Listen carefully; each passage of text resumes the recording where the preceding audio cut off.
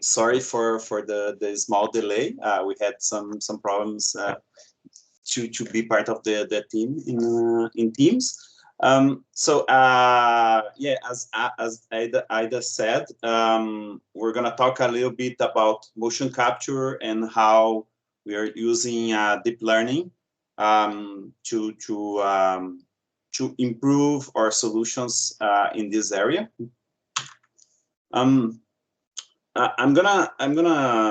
have like two slides to talk about Eidos-Montréal. I know I have a lot of things to cover, but it's important that we give a motivation why we are doing this kind of things in a theoretically we're a gaming company, but we think that research is very important, so we want to motivate why we're doing this kind of research. So after that, I'm going to talk a little bit about the problem being the motion capture problem. Why we think that now it's a good time to improve motion capture to generate a low-cost version of it. And after that, we're going to discuss what is the technology that allows us to do that. And finally, I'm going to give an overview of our own take on this technology. What exactly did we develop at Eidos-Montréal and Eidos-Montréal? And at the end, I'll try to answer your questions as best as I can. So let's get started. So Eidos-Montréal is the newest member of the Square Enix family. This, contrary to the other studios, this one is not gonna develop games, at least at first. So it's mainly a research studio, and right now we are researching mainly two areas. The first one being cloud gaming. We think that all the technology for having cloud gaming is getting into place, and what we're gonna need in the future is a lot of software that allows us to use this technology. We have a lot of advances in the GPU market. We have 5G, and what is missing is these algorithms from these algorithms that are going to allow us to develop the future of games. So initially we have three main projects in cloud gaming. One is real-time geomorphing. The second is voxel-based ray tracing, and then we have multi-node game engine. We're pretty much in a very initial phase of those projects, is still defining what we want with them. But pretty much we're gonna explore what can we do with these new technologies, the advances in GPU and 5G technology. What kind of algorithms can we run on this new infrastructure of the future? And the other type of projects we have is on machine learning. This is the team that I'm part of. I'm mainly focused on computer vision, but we have a lot of projects on natural language processing. We have projects in automated testing, and in evolutive gameplay is a kind of a very interesting thing that allows us to adapt our games on the fly while people are playing.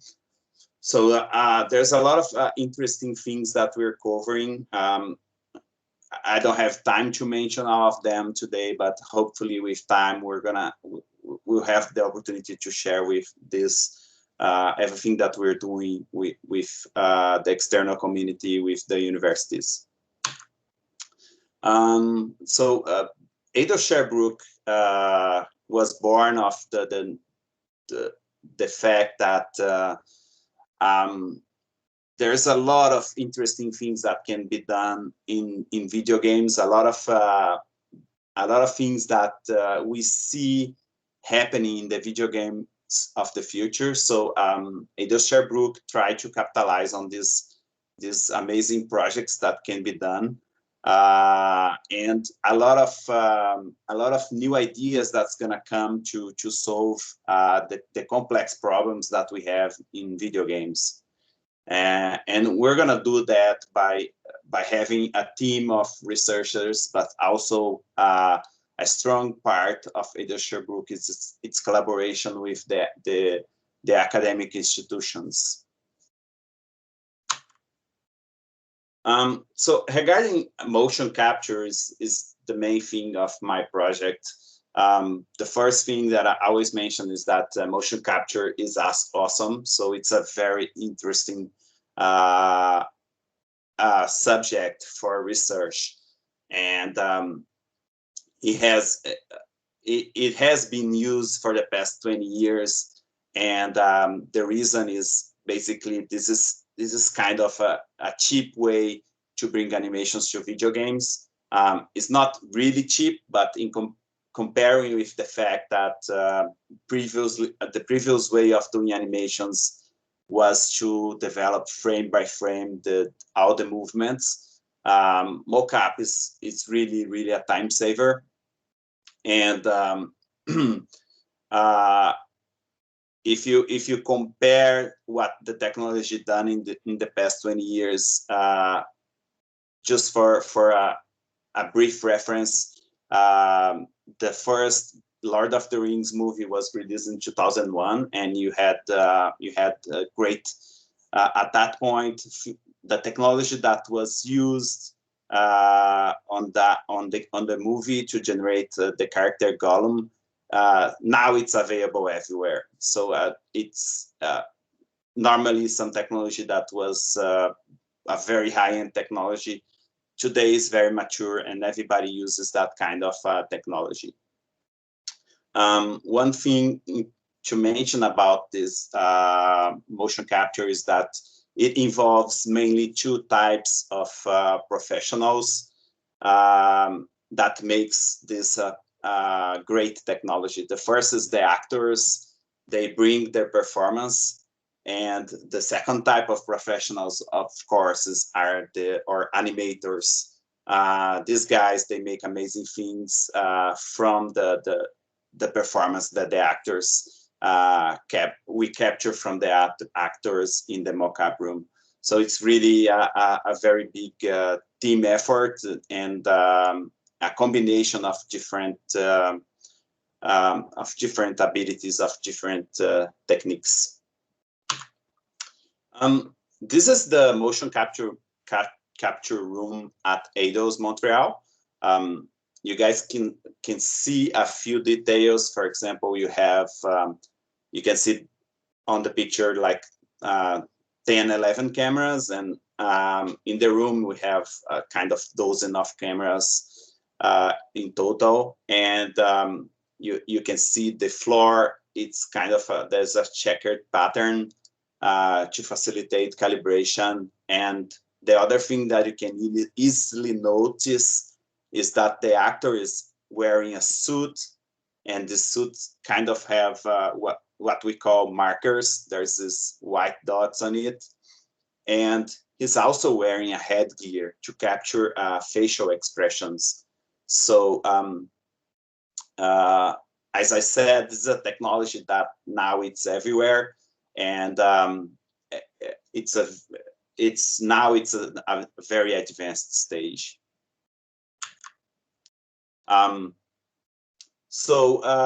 Of course, as soon as you develop a technology that is able to do what you want, you start thinking, okay, but how can I do exactly that, but simpler, right? So the first problem that the researchers look into it is how do I get rid of the suit, because the suit is it complicates matters.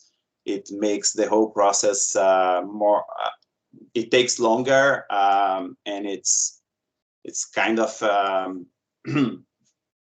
it's kind of annoying to have all these markers and make sure to have all the calibrations and people have to wear them. If you remove the suit, a lot of interesting things happen. For starters, you can have like your green room, and you can start being able to collect this data in a more complex environment where you don't need to you don't depend on those markers. In the case of athletes, for example, not wearing the suit allows them to have some natural movements. For example, a swimmer, we can capture a swimmer inside the pool, which is would be very tricky to do with markers. And of course, you eliminate the problems that are caused by markers, because the markers, they are surrogates for the joints. For example, you wanna detect a knee, but of course you don't see the knee. What you see are the markers. So if when you are wearing the suit, if the suit moves a little bit, then it means that the marker is gonna move a little bit, and that's gonna generate artifacts it has to be cleaned later. The downside of eliminating the suit and eliminating the markers is that it's harder to detect those joints only using video. You guys can see on the top picture, I have the markers, and the markers are made to be very visible, and that is a very much simpler computer vision task than detecting the joints in the below pictures where you don't have markers and you have to detect those joints. You have to detect elbows, knees, heads, eyes, all of that only using computer vision, but a more complex algorithm. And another thing that researchers look into it is how can I, besides of not wearing a suit, another big problem is that, okay, you have dozens of cameras. Can I do that with just one camera? So a lot of people look into that, and the reason is that when you have just one camera, you have much less calibration to be done. Everything is cheap because you have one camera. It's simple to do a setup. Let's say you don't have a closed space, you are outside, so it's much easier to set up one camera outside than to set up 10 cameras outside. You could use webcams, smartphones, different types of devices that are not specialized, not made for motion capture. And another point that is really interesting when you go from dozens of cameras to just one camera is that you don't necessarily need to record the animation that you want. You can go through existing footage. You can look for your library of footage that you can have at in-house, or you can basically look for videos on YouTube or any other repository of videos, and you could use that. So you could even capture animation without even having to capture actually having a camera. If you get a video from a video repository, and you can just use that. So that is a great advantage of working with just one camera. Of course, this comes with a lot of problems. So the main issues that I have to deal with the single camera system is that there's a lot of occlusions. So you have to deal with occlusions from elements in the scene, and you have self-occlusions because the way you position yourself, you can hide part of your body. So that is normal when you have only one camera. And since everything is being flattened out to 2D, you also have to figure out what is the depth information in that image without actually having depth information. So those are the main downsides of this that makes it very, very hard to solve.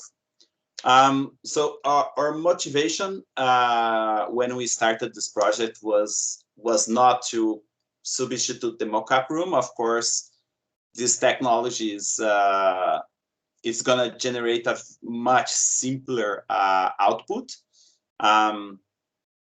Our motivation was to have a solution to be used in fast prototyping, or anywhere a placeholder animation would help game development. You know that at Eidos, most games, they are multi-year projects that takes a long time to go from the early stages of development into production and into release. And during this time, it would be great if you could have prototyping animations from the beginnings without using the mockup room, because the mockup room incurs in a lot of costs. It's expensive. You have to have actors, and you have to make sure that the scenes that you're shooting are actually the scenes that are gonna go in the game. Otherwise, you're wasting money. So basically, here we're gonna, those are animations that can be thrown out after or replaced by actual mockup room animations in the end. So it works as a complement, right? And of course, there's trade-offs between these two types of systems that we're exploring, right? So the single camera system basically requires minimum to no setup and can be done from home, which is amazing. Right now, every single employee of Eidos is working from home. Probably not everyone, but let's say 90% are working from home. And they have cameras, but they don't have mockup room. They don't have mockup suite. So this project it's perfect for this kind of scenarios. And when you want to use a video from archive, that works perfectly. On the other end, of course, the downside of this type of project, this type of mockup, is that it's a simplified capture when compared with the mockup, where you have a very high quality accuracy, very high accuracy of capture.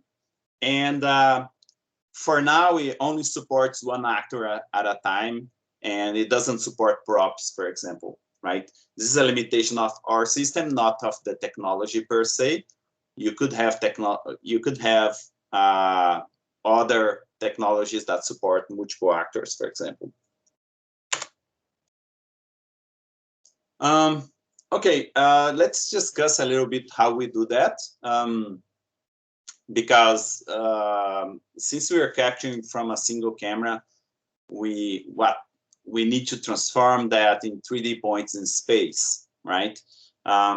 This is a problem that people have been working on for a long time, and there's a lot of things that only got good results when the newest techniques in machine learning were available.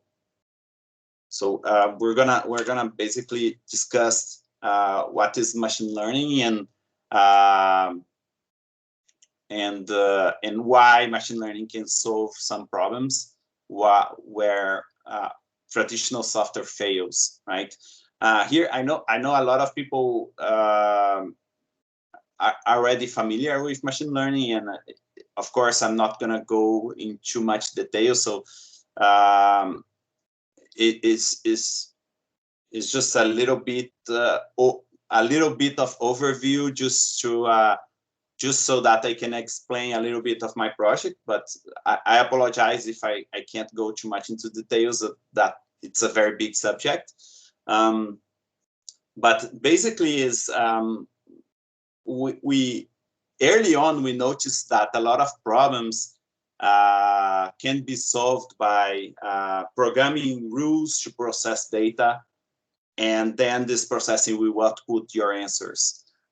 This is how classical software works. For example, if the computers that landed the man on the moon were very simple computers, and we can easily say that this is a very complex problem. People when I say that something is complex, they say it's rocket science. So we can say for sure this is a very complex problem, but it's a complex problem that we know the rules. So we can, once you know the rules, it doesn't matter much how complex it is. You can actually at the end, if you invest time and money, you can actually solve the problem by programming the rules into the computers. On the other hand, there's a lot of interesting problems that we don't know the rules. So those problems are more complicated than rocket science. For example, vision and language, which is interesting enough. Those are problems that at first it looks it comes very natural to us. We're very good at vision and language, but when you look beyond the surface, you see that, oh, this is a very complex problem for computers. And the main difference here with classical software is that we don't know the rules. We have no idea how we can look at a cat and somehow our brains are gonna work. The brain is gonna work that this is a cat, right? We have no idea of the details. We have a general idea of how we are able to do this, but not at a level where we could just write rules for that. So that's where the idea of okay, we don't know how the brain works in general, but we know that the brain is learning from examples. So the inspiration from machine learning comes from this fact, because when it comes to humans, you kind of learn by examples, and when you explain in terms of data and data processing, you're just basically saying that you're providing the data, you're providing the answers, right? When you're a child, your parents is gonna say to you, this is a cat, and you're gonna learn that thing that you're seeing is a cat, and your brain somehow is gonna figure out that when you see that animal, it's a cat. And inspired by that, we're created machine learning models that learn those rules based exclusively on having the data and the answers. So on this image, for example, you have a bunch of photos of cats. We're gonna put these photos of cats, expose them to our machine learning model. We're gonna say to the model that this is a cat, and we're gonna compare with whatever the output is from the model, and we're gonna get the difference. For example, if it says that is a dog, we're gonna get the difference between these two informations, and we're gonna generate a feedback signal that is gonna act as a signal to correct that machine learning model. So to resume these two previous slides, when it comes to language and vision, you have basically two scenarios, where the classical software accepts as input the rules and the data and do the processing, and this doesn't work very well for this type of tasks. And then you have a scenario where you have the data and you have the answers, and you have a software that learns from the data and the answers, learn the rules, right? So this is something that we actually get a little bit more successful. So we're a little bit starting to get a lot more happier about this second approach compared to the first approach.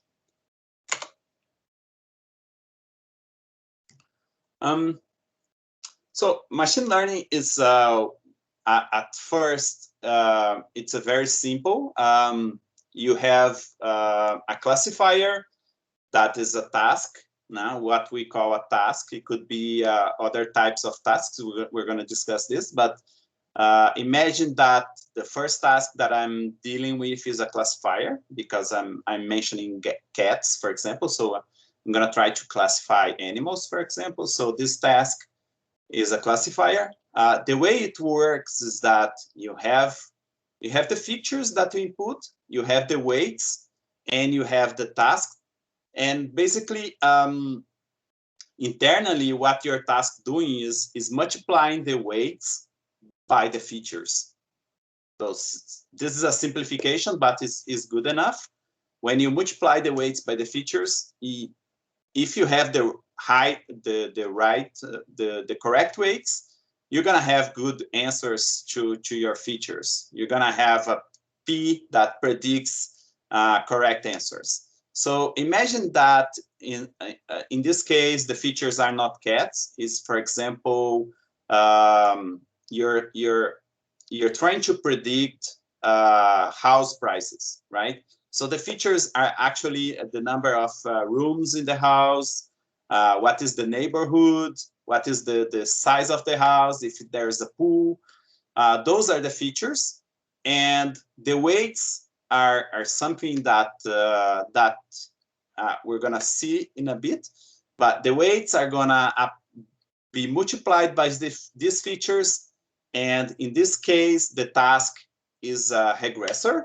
Is gonna generate what the regressor thinks is the price. So this is machine learning in a nutshell. It's multiplying the features by the weights and getting a result that in this case is the house price.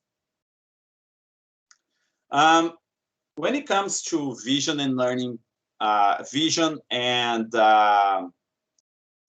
language problems, normally you have a problem that your features are way too complex to be inputted like that. If you input simple pixels to your classifier, you're gonna have a hard time comparing a cat to a dog, because if you have a yellow cat and a yellow dog, they will look the same for a classifier that uses only pixels. So this is where deep learning comes in.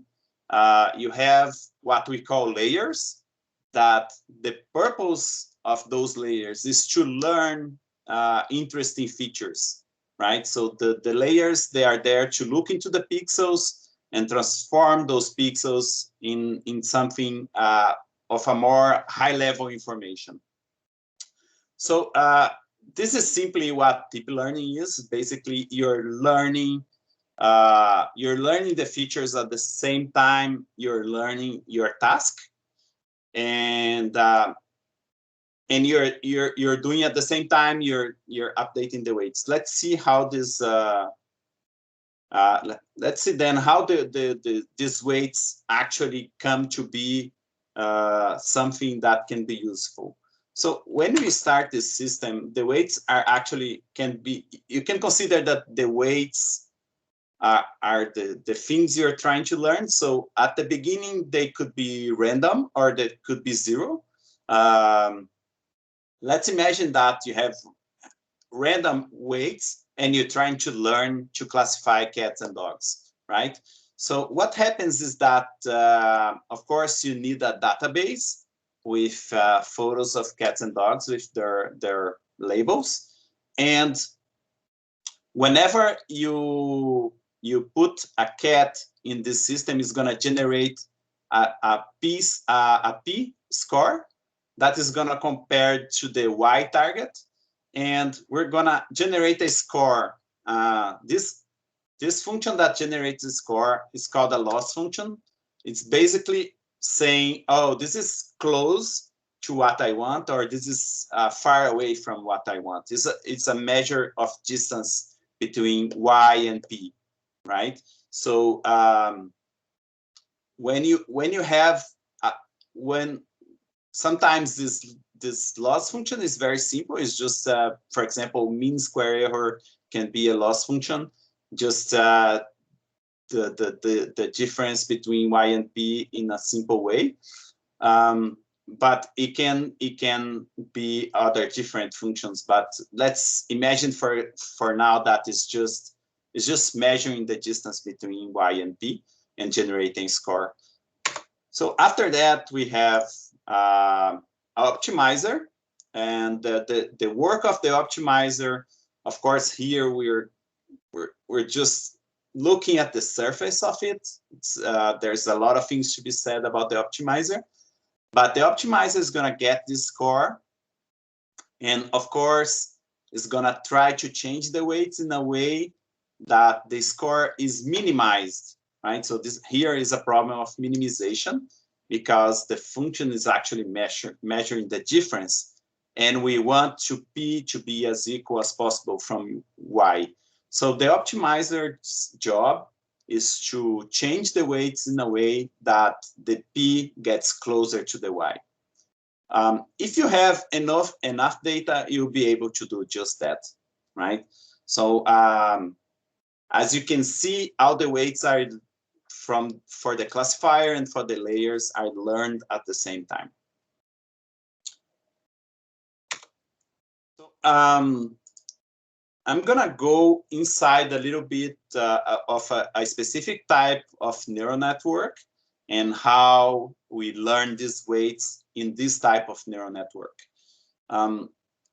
Of course, I'm talking about convolution neural networks. It's a type of neural network that is it's very common on vision problems. And the weights, they are in what we call filters.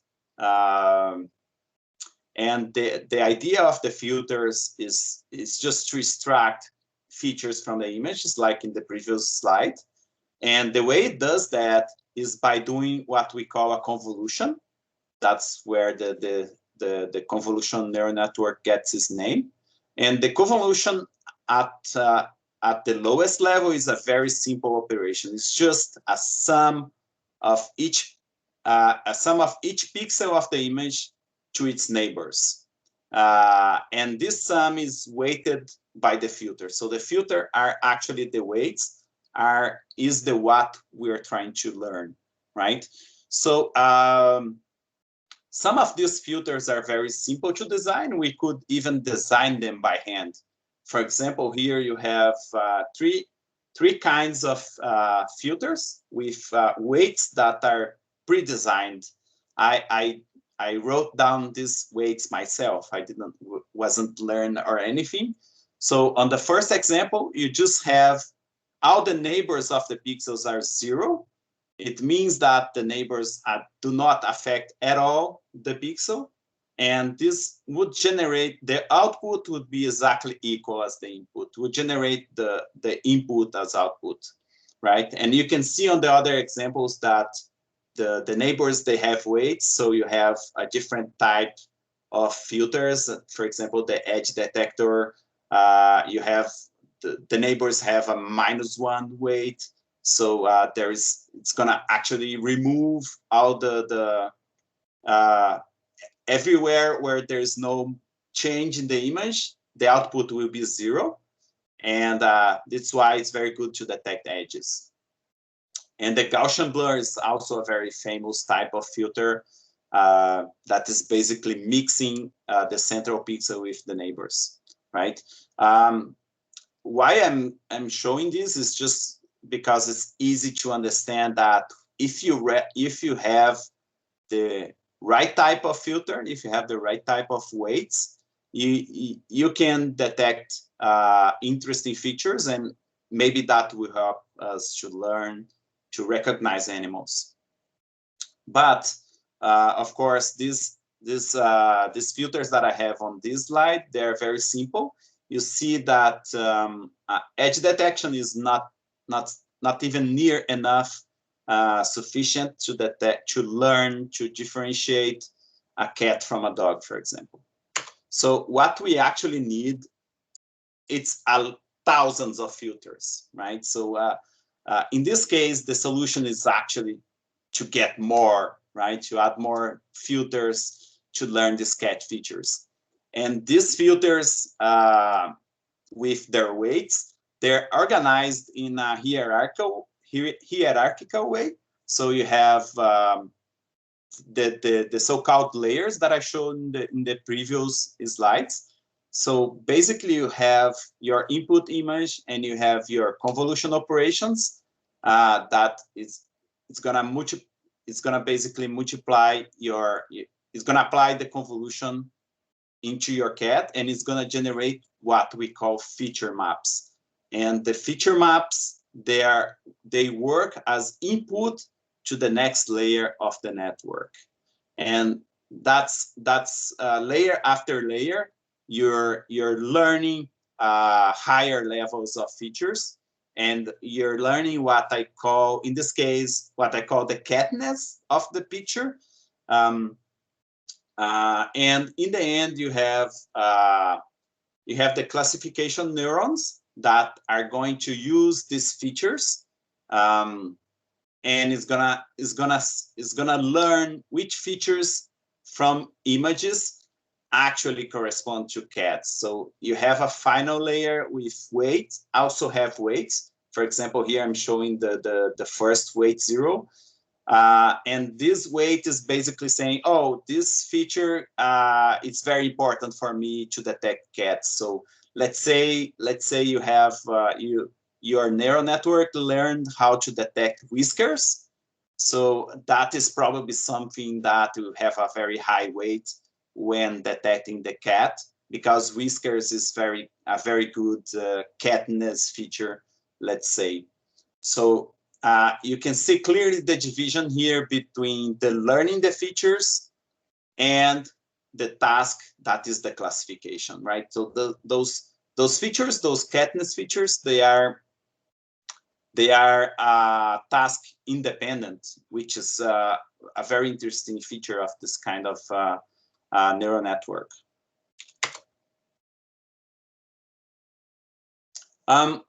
So and I want to give an example not to become too abstract when I talk about filters, right? So because the filters are the weights that we're discussing, and connecting to a previous slide, you can see when I said that the weights were random, that's what I meant. On the first set of pictures here, you can see that the weights look random. Just by seeing them, you can see. Just by looking at them, you can see that it looks like a television tuned to a dead channel or something.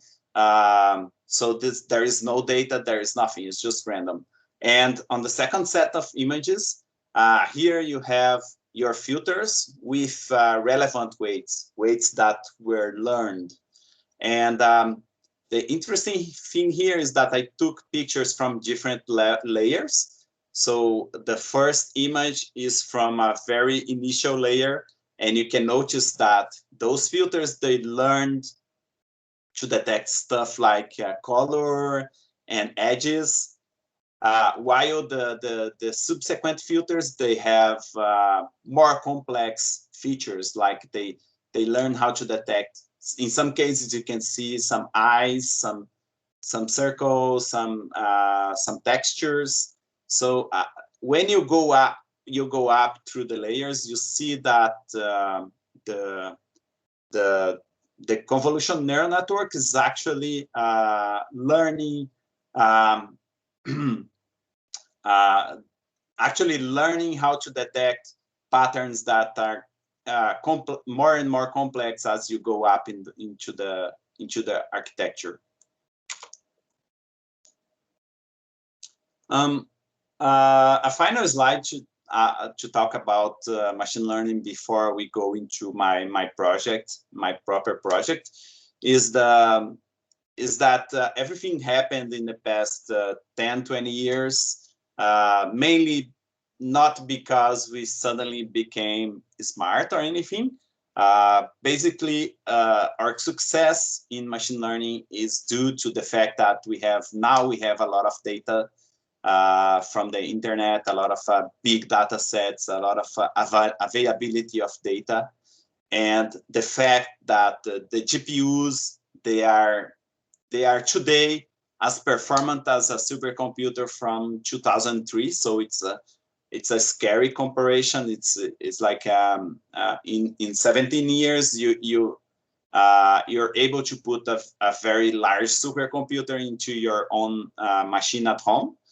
And the last thing is that people have been working on these machine learning concepts since the 80s. Convolutional neural networks comes from the 90s, neural networks from the 70s, from the 80s. But there are some tweaks that happened in the past 10-20 years that allowed us to train deeper and deeper models. So those are the main three things that came together and allowed this sort of revolution in what we call the deep learning revolution. I want to talk now about my project proper. So what happens here is that I have, you see the 2D pose estimator and the 3D pose estimator. This is where the machine learning goes. Those guys are the machine learning models. So what this system that we want to put in production does is basically it divides the process of detecting the 3D key points into different problems. The first problem is to look at the images and recognize the joints. That's the job of the 2D pose estimator. And then you have the 3D pose estimator that is going to localize these points in a 3D space. And then you are going to apply processing, and finally you're going to be able to use this in the digital content creation tools. I'm going to go over each one of these guys. But first, just mention that this is a live system. On my day-to-day, this is the system that I actually work on. My thing is I have to work with one or more data sets, and I repeat that process of training my model every week. Let's say I'm doing the same thing. That is, I try different models. I try changing my data set. This is more or less my day-to-day work happens in this loop here.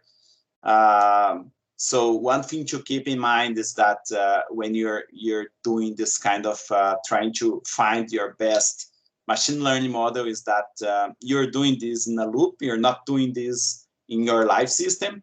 At some point, my pose estimator has to leave this loop and be used in a real application. So a lot of things to be careful of when you're trying to create the best pose estimator possible. Maybe you're just creating the best pose estimator for the data set, and that's not what you want. You want to create the best pose estimator that is going to work in the real life, and it's not going to have problems like bias and stuff like that. So let's go over let's comment a little bit about the data sets first. My 2D data set, 2D data sets, they are normally annotated from images from the web, and they have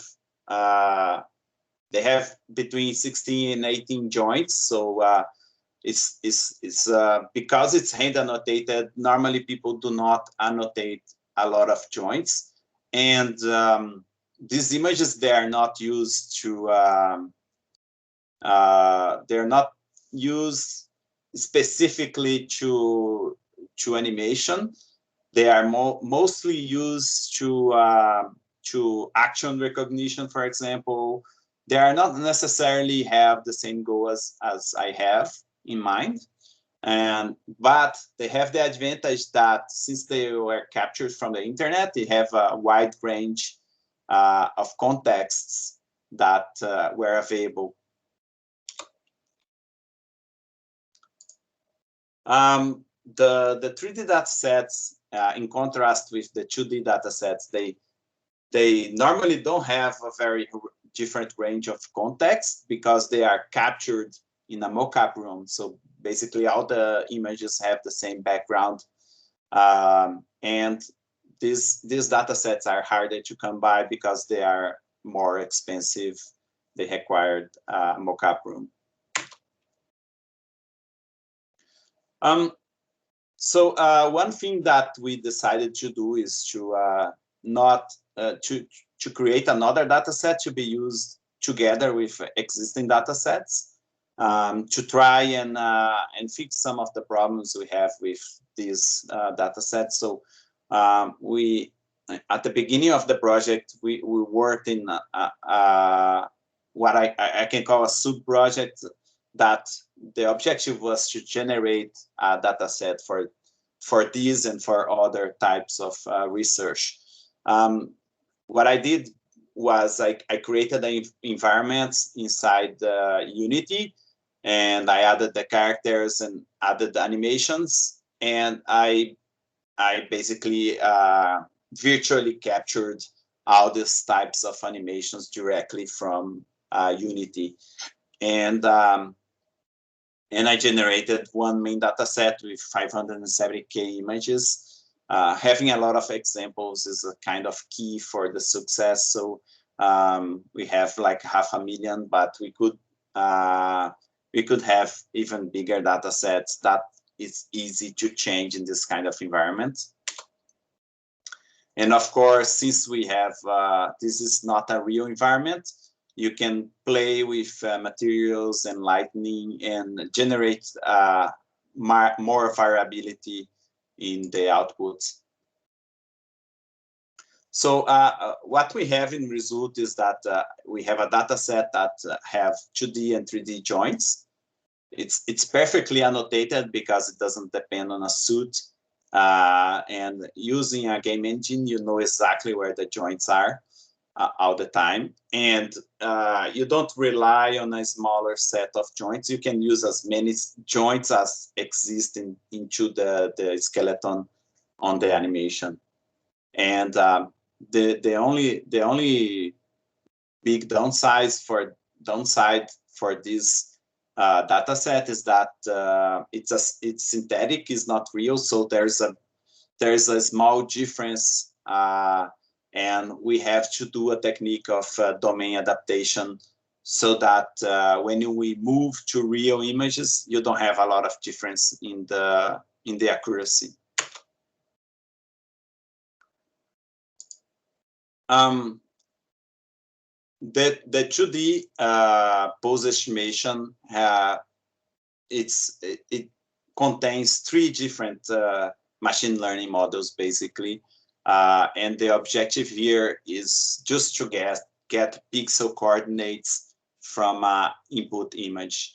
So the first objective, of course, is to detect a person into the scene, so that you can It doesn't matter where the person is in relation to the camera, you can find it, and you can detect the features. And the third convolutional neural network does what we call a heat map. It basically trying to detect where the joints are. So in this case, I have one heat map for each joint, and also the feature learning and the heat map learning is done at the same time. And the only thing that is done separately is the person detection. That is a different trained at a different moment. But after that, you're basically trying to learn the features and the heat map simultaneously. Once you have the heat maps, it's just a matter of finding the highest point in the heat map, and then you have the position of your joint. After you have this image with all your 28 joints, you need to extract the 3D coordinates of the joints. Of course, this is the tricky part. This is where it's the process that we call lifting. So basically, you're elevating something from a fixed position in 2D to 3D. And this network it's actually a different type of convolution network that I'm going to show in the next slides. This is what we call a graphical convolution neural network. In principle, it's the same thing as the CNN, but the data that I'm inputting is not pixels. I have a skeleton from which I derive a graph, and my input is composed of many frames from my 2D input, and these many frames are all assembled together in just one graph. So you have a graph that connects all the joints in space and also through time. So it's kind of a 3D graph, but of course graphs being graphs, the most important thing is that if I know the adjacencies, I can do calculations. So it doesn't matter too much what I'm representing. So once I connect the skeleton in this way, I have, my job is to just decide what is the kind of adjacencies that are relevant. And after that, I'm just gonna apply to filter weights as I did before to the images. And this is done exactly like the examples I gave before, where you have multiple layers. So here I have 10 to 12 layers. I don't remember exactly the number, but they all do a similar thing. They do a convolution in a graph to generate a next set of features for the next layer. Excuse me, Jose. Yes. Just to mention that we have only 2 minutes left. So I see that some people are already leaving. So I just wanted to say, is it okay for you if they can send questions by email? Those who have to leave now, can they send by emails? Okay, very good. So we will give your email address for those who are leaving now. Yes, thank you. I don't have a lot of slides left. We're very close to the finish. Yeah, for those that want to stay, I appreciate. But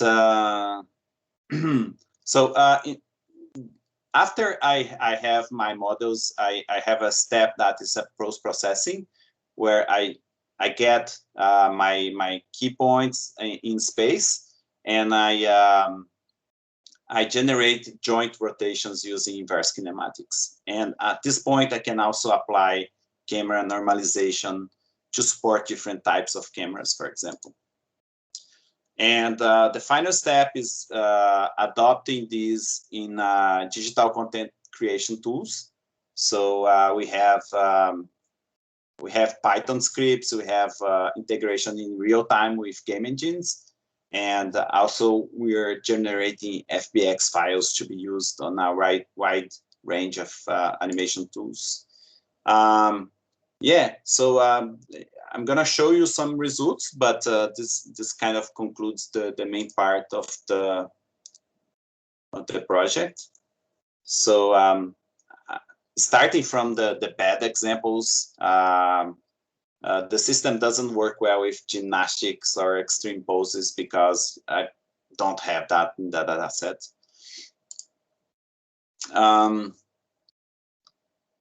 Overall, we also don't work very well with props. So in the case, the chair kind of hands a little bit difficult my job.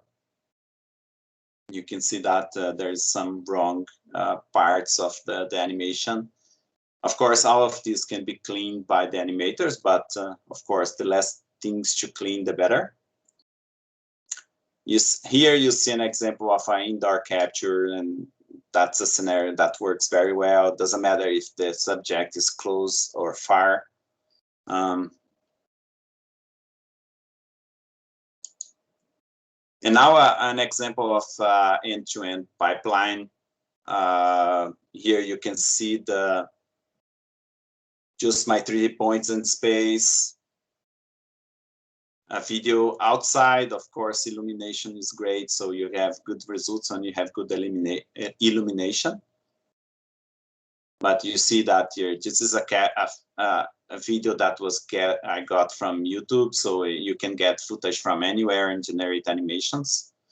Here is the same animation already in Motion Builder, and you're gonna see the resulting retargeting.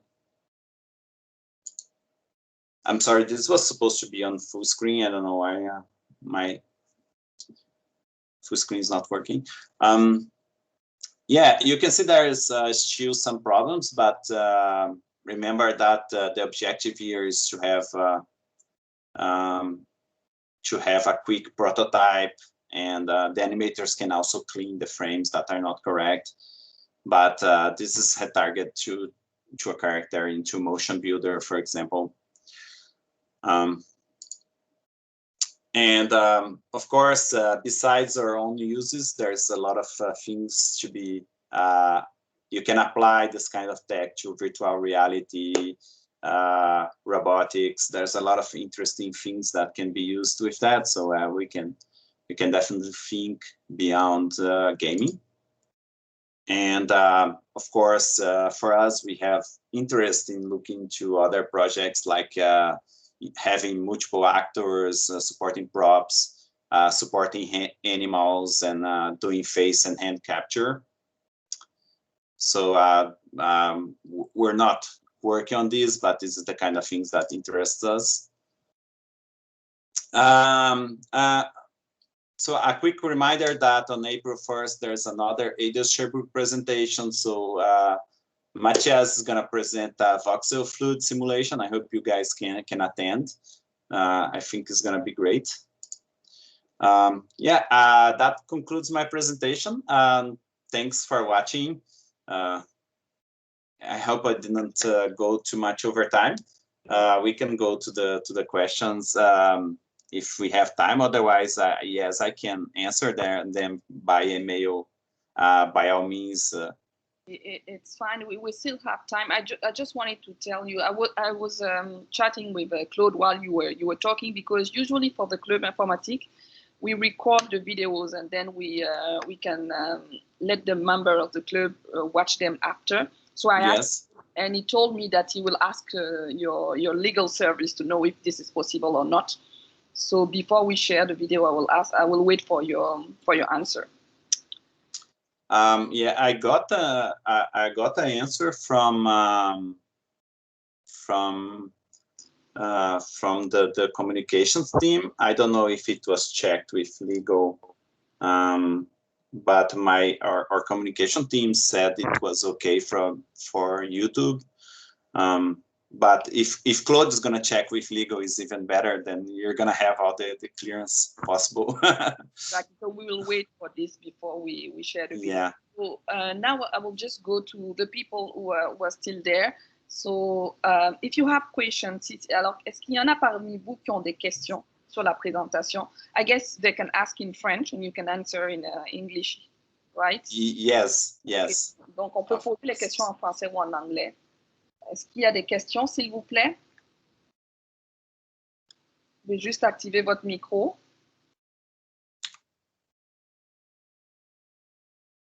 Okay, I will have one question. So mainly what you presented, the machine learning methods that you use are mainly supervised machine learning methods, and more specifically neural networks models that you use, and even more specifically convolutional neural networks, right?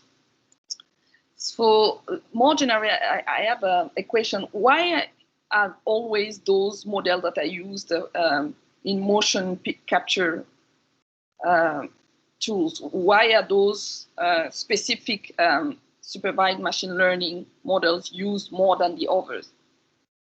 Okay. The reason is that you go over other types of machine learning, like unsupervised or semi-supervised, when you don't have labeled data.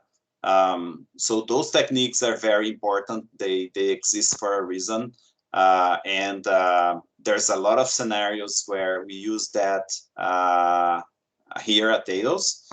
But in this case, we have labeled data. We have tons of labeled data. So in this case, of course, supervised methods, or in my case, I have semi-supervised methods because I have there is some internal structure of the skeleton that I explore. And so in my case, I can say it's I also explore a little bit of semi-supervised learning because I don't need labels for this kind of metric that I get from the skeleton. But in general, the only reason you use supervised methods is it's because you have a ton of data, and in this scenario, supervised methods will outperform other ways of training. Okay, so I do understand the use of the supervised method, but in this case, you are more specifically into neural networks. So is it because of the size of the data? Is it because the accuracy is higher usually with neural networks? Yes, this type of problem has a long history of classical methods, and so we have a extensive literature showing the when you were able to adopt deep learning methods, the improvement was crucial, especially when you're talking about the visual part of detecting the joints. This is very similar to other computer vision problems of detecting objects and classifying them in an image. And these methods, they outperform the classical methods by a lot. Okay, thank you. So, and a last question, if we have a student or researchers from the department of the university who want to join you to work on projects from Eidos Sherbrooke, what are the profiles that you are looking for? These should be people that are expert in deep learning, or what kind of profiles are you looking for? This is a very good question. We are looking for anyone that loves video games and anyone that think that the things the type of academic research they do can be used in video games. So not necessarily the people that are doing deep learning or the people that working specifically with, let's say, voxel animation or something like that. But Eidos-Montréal is looking for partnerships with universities, and we are trying to look the problem from a different angle. We say, oh, we have a lot of interesting problems to be solved in gaming. What are the kind of research that you do, or kind of area of expertise that you have that could be used to solve a video game problem, and not for tomorrow, maybe for 5-10 years. That's the kind of profile that we are interested. So no, not machine learning. Of course, if you are a machine learning specialist, doesn't need to be in deep learning. Could be more classical artificial intelligence, for example. That also interests us. We have a lot of problems in video games that require classical AI. So really, it's more like an open question. It's more like if people are interested in solving a video game problem, it kind of doesn't matter what is their specialty. Okay, thank you. And so we have a question from Andres Pastrana. Yes, hello. Do you hear me? Yes. Yes. Hi. Just with the last question from Ida, just came to my mind one more question. Then, if this Eidos-Montréal is looking for some people, is it required to be a student, or are you guys looking for master's levels or PhD levels? Just a simple question. Thank you. Yes, it's a good question. We're looking for all the profiles because we have opportunities at all levels. We have someone from University of Sherbrooke that was just graduated last year, that is working as a game programmer at Eidos-Montréal, for example, and we are hiring interns. Of course, there's being what we do research. There's a lot of space for people with masters and doctorates, and it doesn't matter if these people are. It doesn't matter if they want to continue doing research at the university, because we're also looking for partnerships. If they want to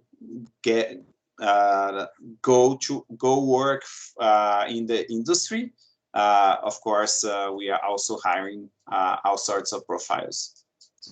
Thank you. No problem. Well, thank you very much. I don't know if we have more questions. Otherwise, we are going to thank Jose again for the very interesting presentation. And then, like he recalled, we'll have another presentation from Eidos-Montréal on April 1st. So thank you very much. And then we will see each other next week for the next Club Informatique. Merci encore, José. Thank you very much. Thank you for having us. We love to get out a little bit for our bubble and talk with the universities. It's been great.